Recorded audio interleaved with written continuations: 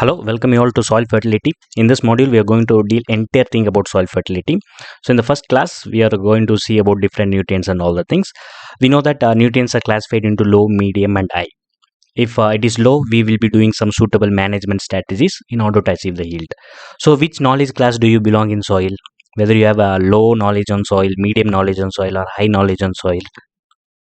So no worries, whatever the knowledge you have, be it low or medium, we are here to work for you in order to make you more productive in such a way that you will have a higher yield in your upcoming examination. All the best for your upcoming examination. So in this module, we are going to see about soil fertility. So what is fertility? We know that soils has nutrient, but the nutrient it exists in two forms. One is available form, another is a fixed form. So the plant can't take every nutrient, it can take only the available nutrient. So what is soil fertility? If a soil fertility, if you ask, the soil fertility is the capacity of a soil to supply the nutrient in an available form to the crop. So in the soil fertility, we are going to deal about the available form of nutrients. So we know that in the soil there is a nutrient which exists in two form. One is an available form and another is an unavailable form. So the plant can take the nutrients only in the available form. So soil fertility, what it definition goes like that: the capacity of a soil to supply nutrient in an available form to the crop. So that is all about soil fertility. So that is what we are going to see. So what is a productivity, if you ask? The productivity is the ability of a soil to produce a crop under a specific management system. So that is whether that particular soil is capable for producing a crop or not. A productive soil is one which you can have a good yield. So in case of soil fertility, what we saw, soil fertility is the capacity of a soil to supply nutrient in an available form to the crop. But productivity is the ability of a soil to produce a crop under a specific management system. So this you have to make clear.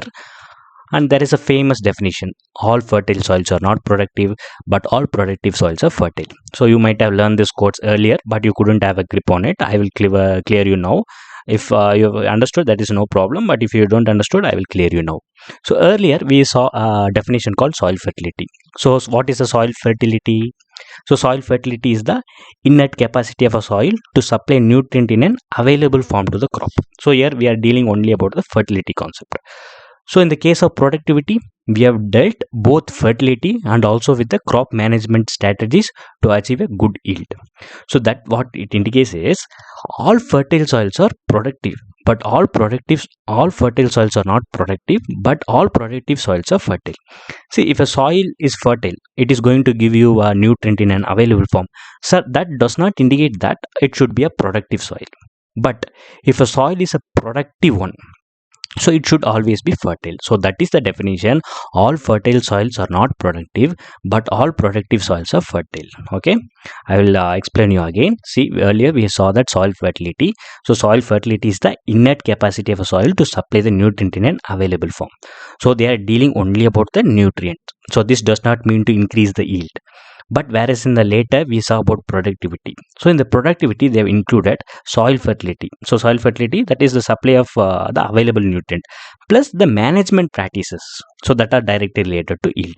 So hence all fertile soils are not productive, but a productive soil it should be fertile. So that is what all fertile soils are not productive, but all productive soils are all fertile soils are not productive, but all productive soils are fertile. So make it all fertile soils are not productive, but all productive soils are fertile. By this we came to know the definitions of soil fertility, soil productivity, and a famous quote. So soil fertility is the capacity of a soil to supply nutrient in an available form to the plant. So what is a soil productivity? Soil productivity is the ability of a soil to produce a crop under a specific management system. So in the fertility, soil fertility, we are going to deal only about the ability of a soil to supply the nutrient. But in the case of productivity, we are going to take both nutrient and also the management strategies. And thus, all fertile soils are not productive, but all productive soils are fertile. I hope you understood. The history of development of soil fertility. So this is very important. In many competitive exams they may ask you this question. So there is a scientist called Francis Bacon. So he was telling that principal nourishment of the plant was of water. Okay, he was telling the principal nourishment to the plant was water. So this is the most important. They will be asking who explained the principal nourishment of plant was water. So it is Francis Bacon. So next there is a scientist called von Helmont. So he reported that water was a sole nutrient to the plant. So he reported that water was a sole nutrient to the plant. So in the earlier case, Bacon was telling principal nourishment of plant was water, and in case of Helmont he was telling water is a sole nutrient to the plant. So this is the thing what the scientists have given. So without changing the sentence they will be asking you the question. And Arthur Young, if you see, he conducted many pot culture experiments, so he's a father of pot culture experiment and all that. So they may be asking in which crop he started his pot culture experiment. So it is on barley first. And next, Priestley. So the Priestley is a scientist who established the essentiality of oxygen to the crop plant. And next is Boussingault. So it is very important to know him because he is the father of field experiments. Who is the father of field experiments? Boussingault. And if it is a pot culture experiment, it is Arthur Young. And who is the father of agriculture chemistry, or who gave the concept of law of minimum? It is Justus von Liebig. So he gave the concept in 1835. So he is called as the father of agriculture chemistry, and also he gave the concept of law of minimum. And Lewis and Gilbert, so they are very important because they established the permanent manual experiment. We call it as PME. So where was the first PME established, if you ask? That is in Rothamsted Agriculture Experiment Station at England. So where was the first permanent manual experiment established in this world? So it is in England at Rothamsted Agriculture Experiment. In case of India, it is Kanpur, and next they started in IR in New Delhi, and third in TNU. So in India, if you ask which is the longest surviving permanent manual experiment. So in India, which is the longest serving permanent manual experiment? That is in TNU. So TNU Coimbatore having the longest permanent manual experiment, longest serving permanent manual experiment. So the photo what you are seeing in this slide, so it is the PME experiment which is conducted in TNU. Okay. So Lewis and Gilbert, so he established the permanent manual experiment. So it is the first among the world, and where you ask, it is in England. So this history is very important. So we started with Bacon. He was telling that principal nourishment of plant was water, and Helmont was telling water was a sole nutrient to the plant. And the Arthur Young, if you ask, is the father of pot culture experiment. And Priestley, he was telling about the essentiality of oxygen. And Boussingault is the father of field experiment. And Liebig is the father of agriculture chemistry, and also he gave the concept of law of minimum. And Lewis and Gilbert, if you ask, he established the first permanent manual experiment, that is in Rothamsted, and it is in England. So essentiality of element is very important in exam point of view. So in many exams these questions have appeared. So essentiality of carbon, it was given by Priestley as we saw earlier. And essentiality of nitrogen, it was given by Theodore de Saussure. And this is very important: calcium, magnesium, potassium, sulfur. So this all nutrient essentiality was given by Karl Sprengel. Okay. And for phosphorus it was Liebig. And the essentiality of iron was given by Greece. And for manganese it is Argue. And for zinc and copper, you should not confuse. For zinc it is Sommer and Lippmann. For copper it is Sommer, Lippmann, McKinney. So the best thing to memorize this is, see, for copper ABC, 3 words, so you should have 3 letters. ABC, it is 3, so you should have 3 scientists. So for copper it is Sommer, Lippmann, McKinney. For zinc it is Sommer and Lippmann only. So for copper and zinc, you are having a same kind of author or same kind of scientist who described that this copper and zinc were essential. For copper it was Sommer, Lippmann and McKinney. For zinc it was Sommer and Lippmann. So how you are going to remember this? For a copper you are having ABC, so 3 scientists should be there, that is Sommer, Lippmann and McKinney. And the rest zinc you should have Sommer and Lippmann only. And essentiality of molybdenum, so in many exams they have asked this. So it was given by Arnon and Stout. And in the case of sodium it was given by Bornall and Wood. And cobalt it was given by Hamad and Evans. And in case of boron it is Warrington. And essentiality of chlorine was given by Breuer. So it is very important, you just watch it and you have a kind note on it. Surely you will get any one of the questions in your examination. So what is an essential element? We know there are some 17 essential nutrients recognized for the plant growth. So what are these 17 essential nutrients? How you are going to remember it? So for a trick, I'm going to tell you CB Hopkins Cafe closed Monday morning, night. So you can zoom go to MG. Okay. CB Hopkins Cafe closed Monday morning and night. So you zone means like soon go to MG. So our carbon, hydrogen, oxygen, nitrogen, phosphorus, potassium, calcium, magnesium, sulfur, iron, manganese, zinc, copper, boron, molybdenum, chlorine, nickel. So these are the 17 essential nutrients. So if you forgot what are all the 17 essential nutrients, you keep like CB Hopkins Cafe closed Monday morning and night. So you soon go to MG. So this is all you have to remember. Here in this carbon, hydrogen and oxygen, it is very important because it makes 95 to 96% of the dry matter of the plant. So remaining we have 14 nutrients, so they constitute only 4 to 5% of the dry matter. So by this we came to know there are 17 essential nutrients, and also the scientist who gave the particular nutrient which is essential. So I will ask you a question. The essentiality of cobalt was given by,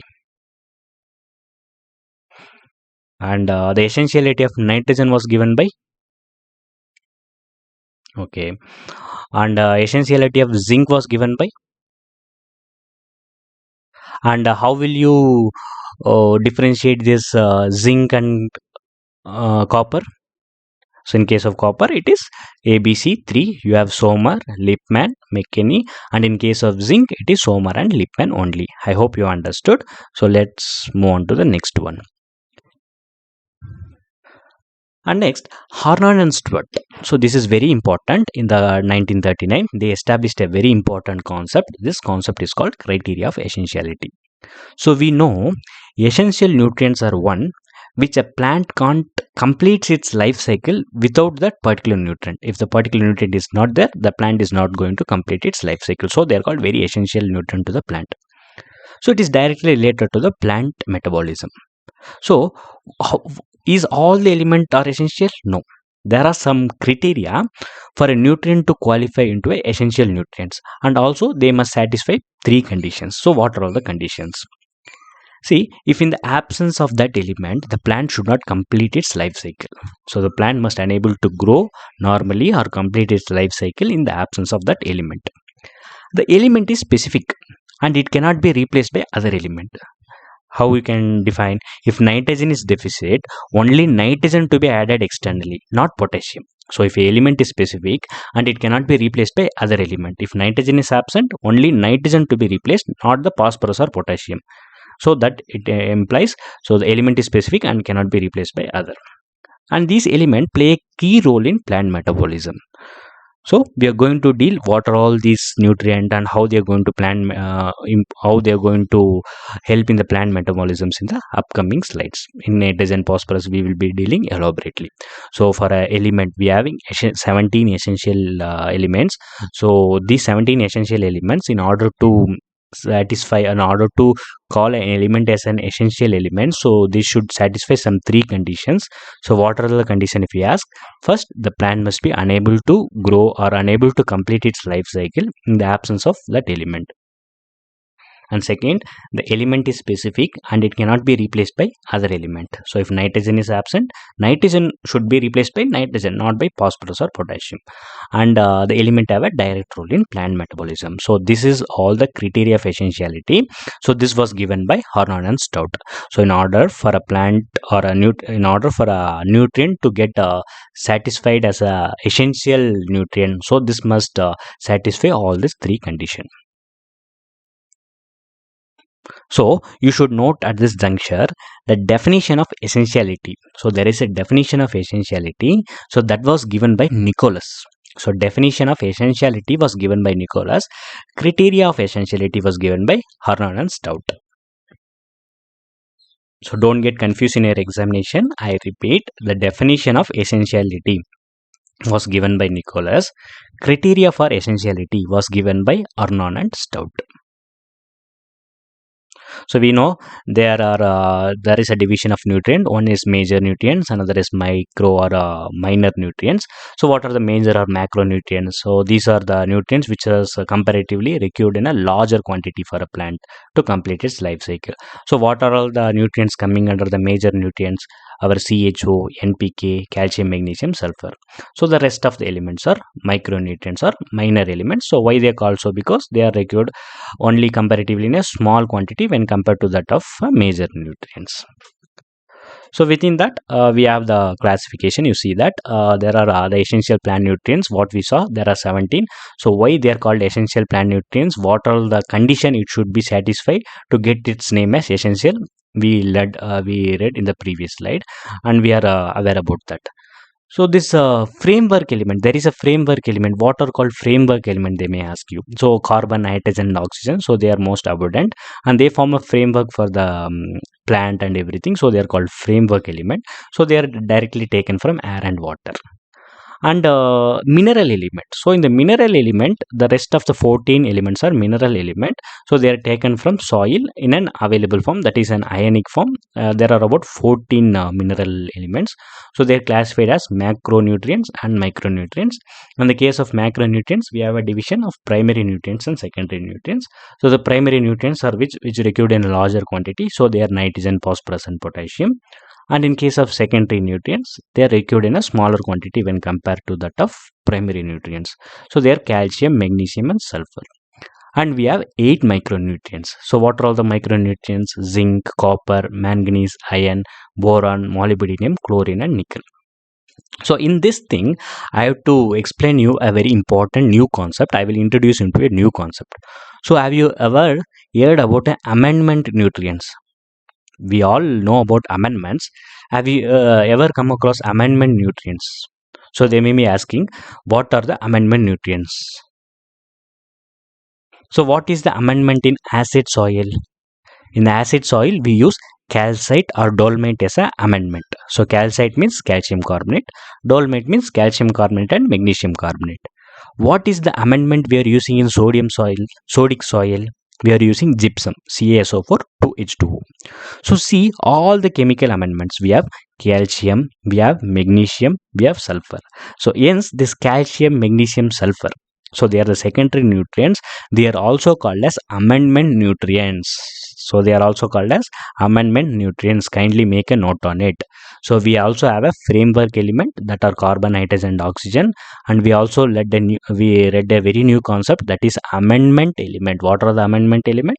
It is calcium, it is magnesium, and sulfur. In all the amendments, we have this calcium, magnesium, and sulfur. In case of acid soil, we use the amendments like calcite and dolomite. So the definition of the calcite's formula is calcium carbonate. And in the case of dolomite, we have calcium carbonate and magnesium carbonate. And in the case of sodic soil, we use gypsum as amendment, and the gypsum formula is CaSO4 2H2O. So see all these amendment, we have calcium, magnesium, and sulfur, and hence these nutrient is also called as amendment nutrients.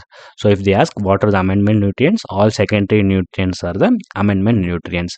If they ask what are all the framework elements, carbon, nitrogen, and oxygen. So we have 17 essential plant nutrients, of which 3 are the framework element, which is taken directly from the air and water, and the rest 14, which is called as mineral element. So they have been divided as macro and micro. We have 6 macronutrients and 8 micronutrients. In the case of 6 macronutrients itself, we have a division of primary nutrient and secondary nutrient. Nitrogen, phosphorus, potassium are the primary nutrient, and calcium, magnesium, sulfur are the secondary nutrient. And the secondary nutrient is also called as amendment nutrient, and we have a 8 micronutrient.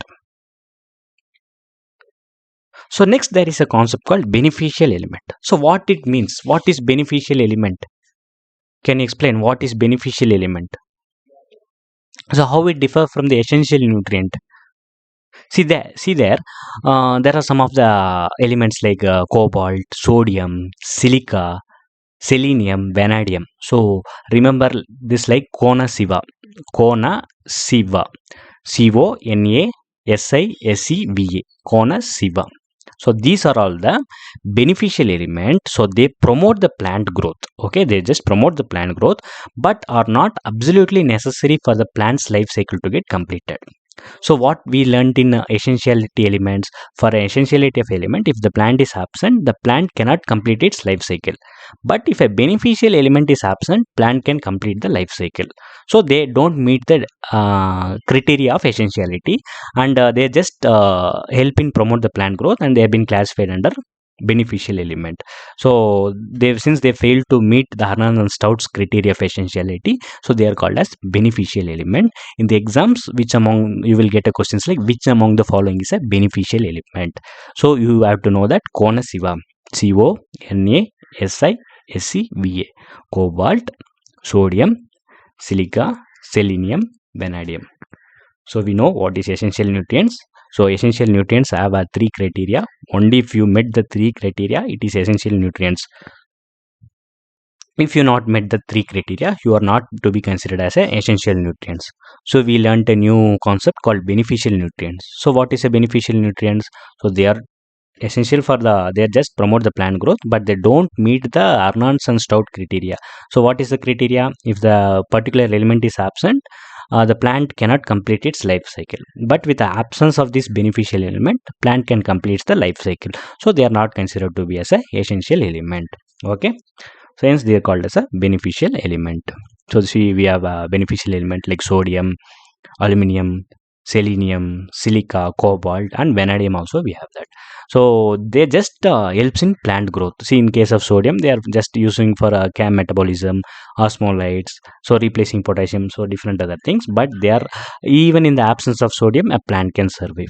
But in the absence of nitrogen, the plant can't complete its life cycle. So why? That is because nitrogen is an essential element. Sodium is a beneficial element only. And meanwhile, we have also a concept called ballast element. So what is a ballast element? Can you tell what is a ballast element? So there are silica and aluminum. So why they are called so? The silica and aluminum are the ballast element. In the earth crust, there are they form the second and the third most abundant element. So first being the oxygen. So second forms the silica, which is most abundant in the earth crust, around 27.7%, and third form the aluminum, which is around 8%. So this oxygen and silica are non-metal, and rest of the all element, aluminum, everything are under metal. So this non-metal forms around 75% of the earth's total crust or total composition by its weight, and this different metal forms just 25% of the earth's total composition on the crust. So this silica and aluminum, if you see, they forms the second and the third most abundant element, but they don't have a direct role in plant nutrition. But these elements, if you see, they impart physical strength to the plant. So what is the meaning of basalt? If you type what is the meaning of basalt, it is stability. So what are the elements which is going to give you a stability? What are the elements which is going to give a stability to the plant? If you see, that is silica and aluminum. Silica and aluminum. Since they are going to give you a stability, they do a job of stability to the plant, they are called ballast element. So what is a ballast element? Silicon and aluminum are the ballast element. Why they are called so? In the earth crust, they form the second and the third most abundant element. They don't have a direct role in plant nutrition, but these element imparts strength to the plant, impart physical strength to the plant. So ballast, it means stability. Since they do the job of stability to the plant, they are called ballast element. So we have learned many new concepts: ballast element, beneficial element, amendment nutrients. So different other things we have learned. So have you understood? Okay. So there is also another concept called ultra micronutrients. So what is an ultra micronutrient? They are the one which is needed by the crop plant in a very small quantity. Such a small quantity in a microgram, very minor quantity. So what are all the ultra micronutrients is the most probable question you can get in the exams. So molybdenum and cobalt are the ultra micronutrients. Molybdenum and cobalt are the ultra micronutrients. Why they are called ultra micronutrients? They are the one which is needed by the crop plant in a very small quantity. Okay.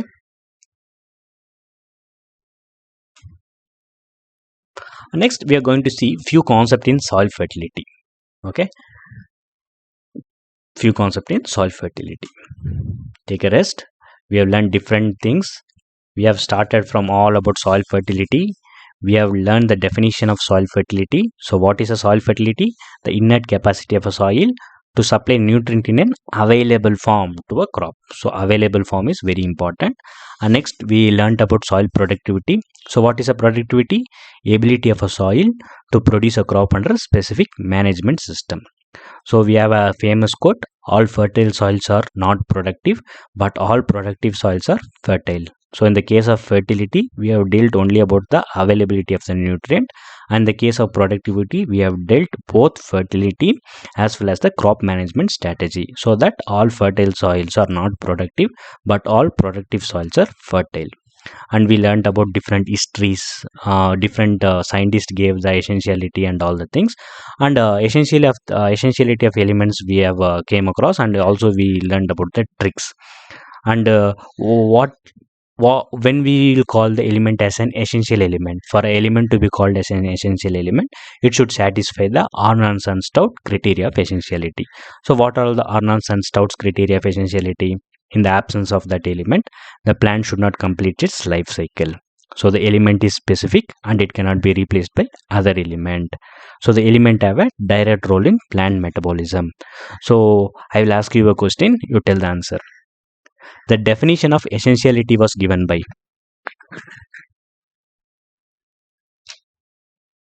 who gave the definition of essentiality?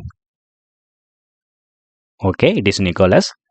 And who gave the criteria of essentiality? Yes, it is Arnold and Stout. So don't confuse this in the exam. And we have learned about primary nutrient, secondary nutrients, and we also learned a new concept called amendment nutrients. So this calcium, magnesium, sulfur are the amendment nutrients. So what are the amendment we are using in acid soil? Yeah, calcite and dolomite. So what are the amendment we are using in sodic soil? Yes, gypsum. What is the formula for a gypsum? Yes, CaSO4 2H2.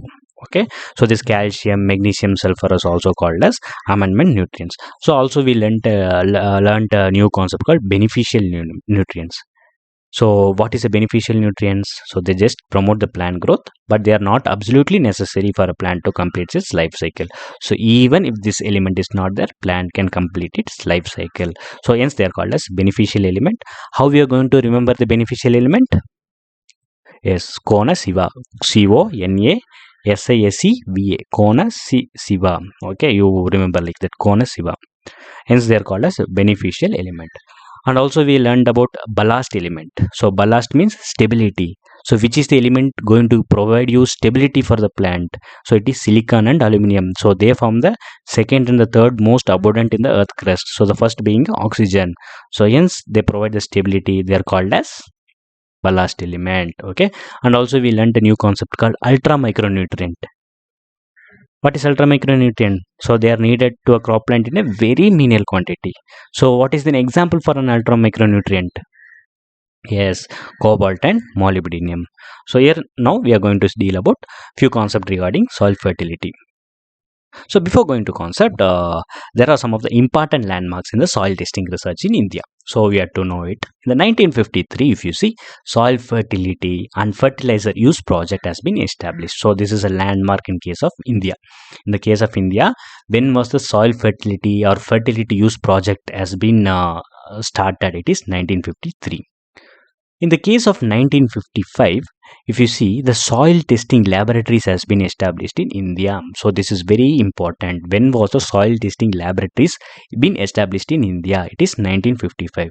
So how much soil testing laboratories do we have in India? I ask you a question. So please note this and find the answer and tell me how many soil testing laboratories are there in India. And there is a project, we all know this, iCRIP projects. So when was this iCRIP started? 1956. And in the 1960s, we could see the establishment of different agriculture university. So GB Pant being the first agriculture university, later different agriculture universities has been established. So later on in the year 1967, this iCRIP for STCR has been established. So STCR is a very important concept in soil fertility, soil test crop response. So when this iCRIP on STCR, so still running, so it was established in 1967. At the same year, you could see the iCRIP for micronutrients in soil and plant. So in 1967, we are having iCRIP on STCR, and ICRIP on micronutrients in soil and plants. So when was the ICRIP on LTFE started? It was in 1970. So 3 years after ICRIP on STCR and micronutrients, in 1970 they have started ICRIP on long-term fertilizer experiment. So this is very important. When was the soil testing lab was established? When was ICRIP started? And when was the ICRIP on long-term fertilizer, STCR, micronutrients? So this is very, very important. Let's go to some modern concept of nutrient availability. And so the first thing we are going to deal about is law of minimum, which was given by Liebig. So he's a German chemist. So he was emphasizing most about the minimum. So what he was telling is, even if all but one of the essential element be present, the absence of one will render the crop barren. We know everything about essential element. So what he is telling is, we know there are 17 essential elements. For example, to take your own field, okay, so your field may contain maximum of one or more nutrient. So one or more nutrient may be in a maximum quantity, but one or more nutrient will be in a minimum quantity. So in this minimum nutrient quantity, we can take for example as a phosphorus. So what Liebig is going to tell us is, what is coming to tell us is, even if you have all the 16 essential nutrient, but if one of the essential element, so here in this case we took phosphorus, if one of the essential element is minimum, so it will render the crop barren or it will reduce the yield. So this is what is telling. We have 17 essential element for a crop growth or for a good yield. What is telling is that we should have all the 17 essential element. Even if one of the element is absent, so you can't able to get a good yield. So who gave the concept of law of minimum? Liebig. Okay, this is the law of Liebig's concept, and he was explaining through this bucket. Okay, so next there is a famous scientist called Mitscherlich. So Mitscherlich in the 1909, he was the first one to give the relationship between the plant growth response and growth factors. So he gave the relationship between plant growth response and growth factor. So he, in his research, based on his research, he gave two laws. They may ask, what are the laws? So first law is law of physiological relationship. The second law is a growth law. Okay, so first is the law of physiological relationship, and the second is the growth law equation. So this is the one he is giving. So in the first law, I was telling the yield can be increased by each factor even if it is not present in minimum, as long as it present in optimum. Since he is going to give the relationship between this crop growth response and growth factor, he is going to deal everything in this factor and all the things. And in the second law, he was telling increase in the yield of a crop as a result of increasing the particular growth factor. See, is dealing on growth factor is proportional to the decrement from the maximum yield obtainable for a particular growth factor. So Mitscherlich, one thing you have to remember, he gave two laws based on his experiment. One law is law of physiological relationship, and the second law is growth law. Mitscherlich's growth law. Okay, so he gave the relationship between the plant growth response and the growth factor. So this is the Mitscherlich concept. It is very easy. See, log A minus Y is equal to log A minus CB. So what is that A? That is the potential yield. When all the nutrients are present, what is the yield you are getting? So that is the potential yield. And Y is the yield obtained. And B is the what is the nutrient which is present. Okay, and C is the constant. So log A minus Y is equal to log A minus CB. So A is the potential yield when all the nutrients are present. When no nutrient itself is deficient, nothing is deficient, all nutrient is present, what is the yield you are getting? That is A. What is Y? The yield. What is B? The amount of given form of nutrients. What are the nutrients? It is present. So C is the constant. And Mitscherlich and Bray, they derived a concept. They modified the earlier concept of this Mitscherlich, and they given a concept of percent yield sufficiency concept. Percent yield sufficiency concept. So they may ask you who gave the concept of percent yield sufficiency. So it was by Mitscherlich and Bray in 1945. So see the equation, log A minus Y is equal to log A C1B Cx. So what difference you notice from the previous one and in the year? Yes, they have added a factor called X. What is the factor X? It is the quantity of fertilizer added. First, we are not going to deal about fertilizer. See that there is no fertilizer has been given here. They are just going to give you what is the amount of nutrient which is present, the nutrient present in the soil. But here you see they have been telling about the quantity of fertilizer applied. So that is the modified Mitscherlich-Bray equation, which is called as the modified equation of this Mitscherlich. So this is called Mitscherlich and Bray equation. It was devised in 1945. It is also called percent yield sufficiency concept. So A, same as that, maximum yield obtained when all nutrients are present. B is the yield which is obtained. C is the efficiency. X, it is very important. What is X? Quantity of fertilizer applied. It is not the nutrient present in the soil. It is a nutrient which you are going to apply through fertilizer. And C is the efficiency factor for applying the fertilizer. Okay. See, C1 is the efficiency factor of the nutrient present in the soil. C1. That C1 is the efficiency of the fertilizer which is present in the soil, nutrient which is present in the soil. But C is the efficiency factor of the fertilizer, that is nutrient applied through fertilizer. So earlier we dealt our Mitscherlich concept. Here in this they are giving log A minus Y is equal to log A minus CB. So A is the potential yield of a crop when the nutrient is not deficient. So when all the nutrients are not deficient, so what is the yield you are getting? That is A. So Y is the yield obtained. So B is the given nutrient which is present, and C is the proportionality concept. So they modified this Mitscherlich concept and they given the Mitscherlich and Bray concept in 1945. So this is called percent yield sufficiency concept. So in the case of percent yield sufficiency concept, it is log A minus Y is equal to log A minus C1B minus Cx. So what is the A? It is the maximum yield. What is the Y? It is the yield. So what is the C1? It is the nutrient supplied by soil. What is the C? It is a nutrient supplied by fertilizer.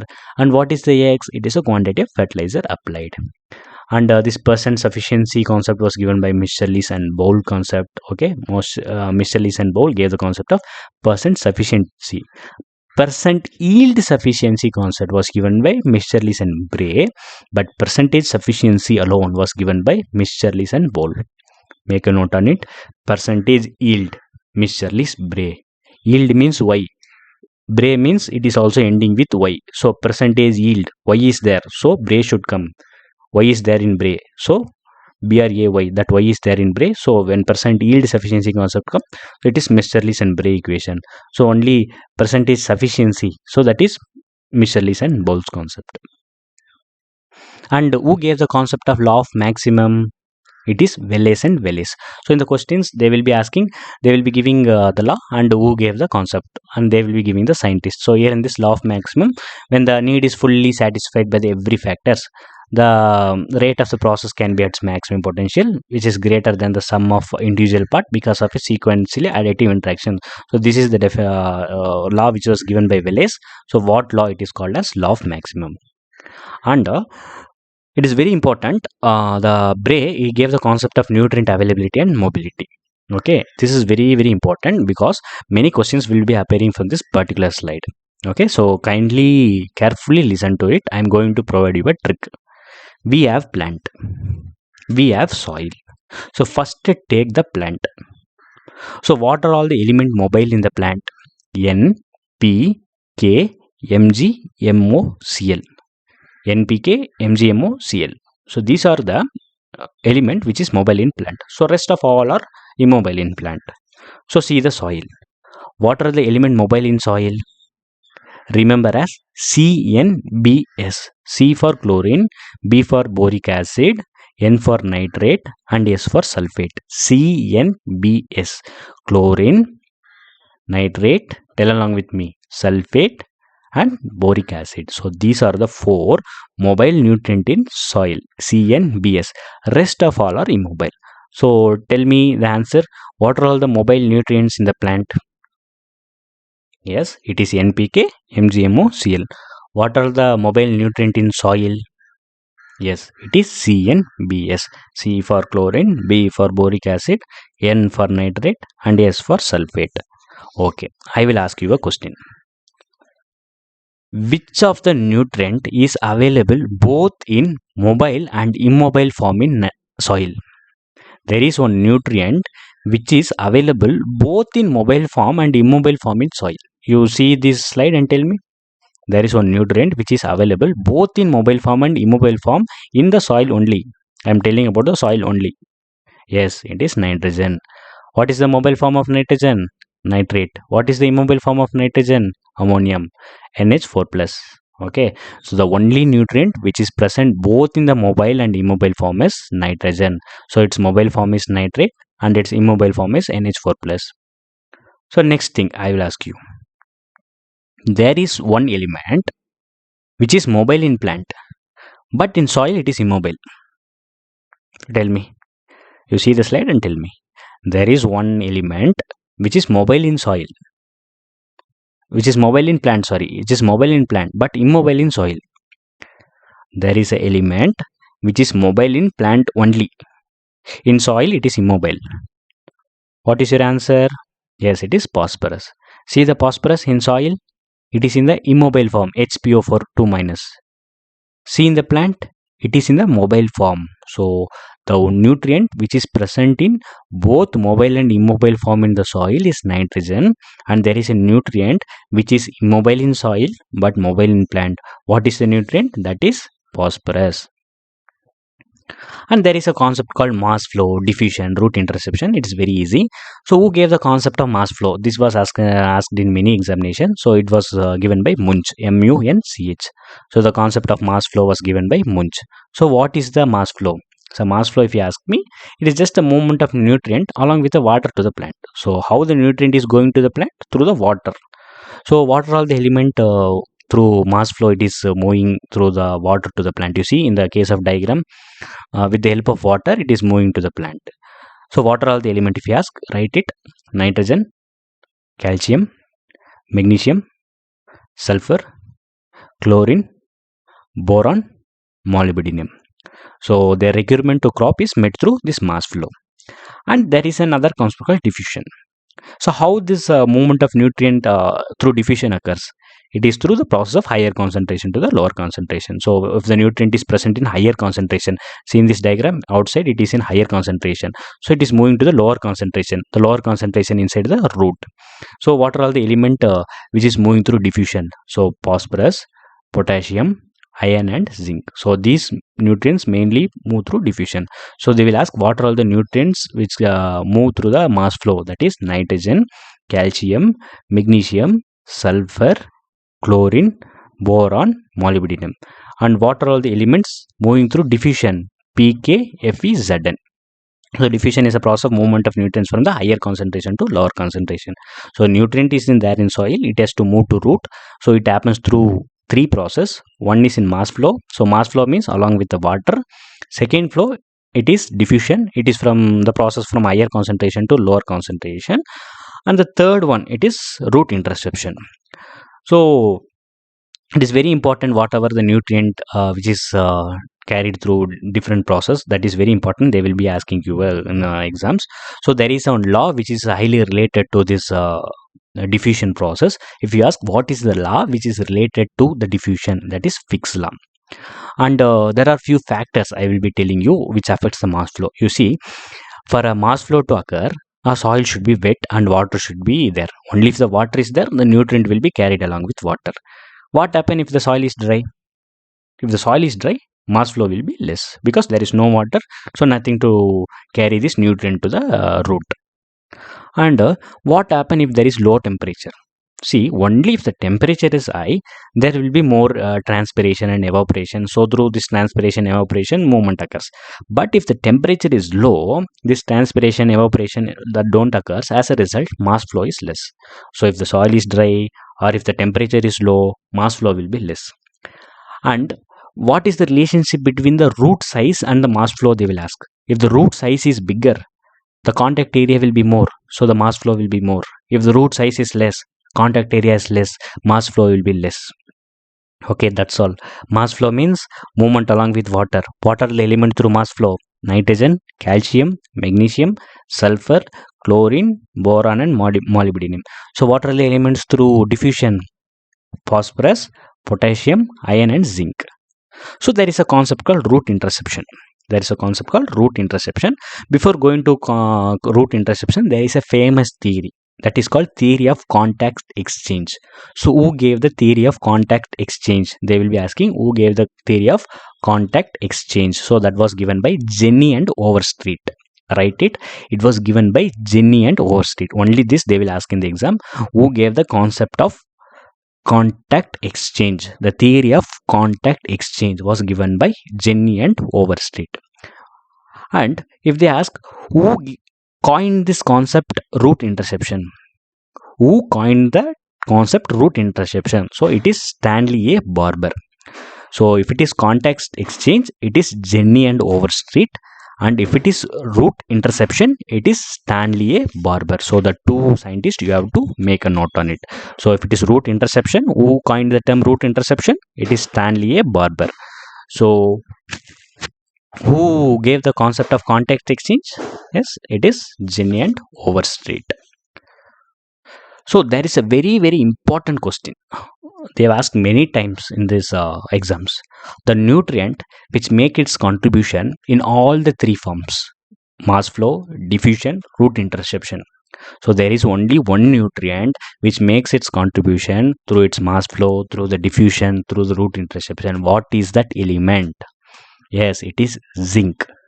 The zinc is the only element which makes its contribution to the root by all the three processes, which is called mass flow, diffusion, root interception. And there is another concept called carrier hypothesis. So there is a carrier hypothesis which was given by Epstein. So carrier hypothesis was given by Epstein. So we learned about different new concept. We started with Liebig law of minimum, even if all but one of the essential element be absence, the absence of one will render the crop barren. We know there are 17 essential elements. Even if one, your crop yield won't be there, crop will be barren. And Mr. Lees, what it is important, he gave the relationship between the plant growth response and the growth factor. So based on his research, he gave two laws: the law of physiological relationship and the growth law. And thereafter we came across nutrient mobility and availability. So I will ask you, what are all the nutrient which is mobile in soil? Yes, it is CNBS: chlorine, boric acid, nitrate, sulfate. What are all the nutrients which is mobile in the plant? Very good. NPK, MgMO, Cl. So another question, a nutrient which is immobile in soil but mobile in plant. Yes, it is phosphorus. And there is only one nutrient which is available both in mobile form and immobile form in soil. What is that nutrient? Yes, nitrogen. What is the mobile form of nitrogen? Nitrate. What is the immobile form of nitrogen?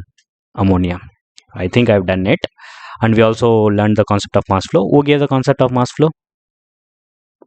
Munch. Okay. So what is mass flow? It is a movement of nutrient along with water to the plant. So what are the element which is through mass flow, which contributes its nutrient through mass flow?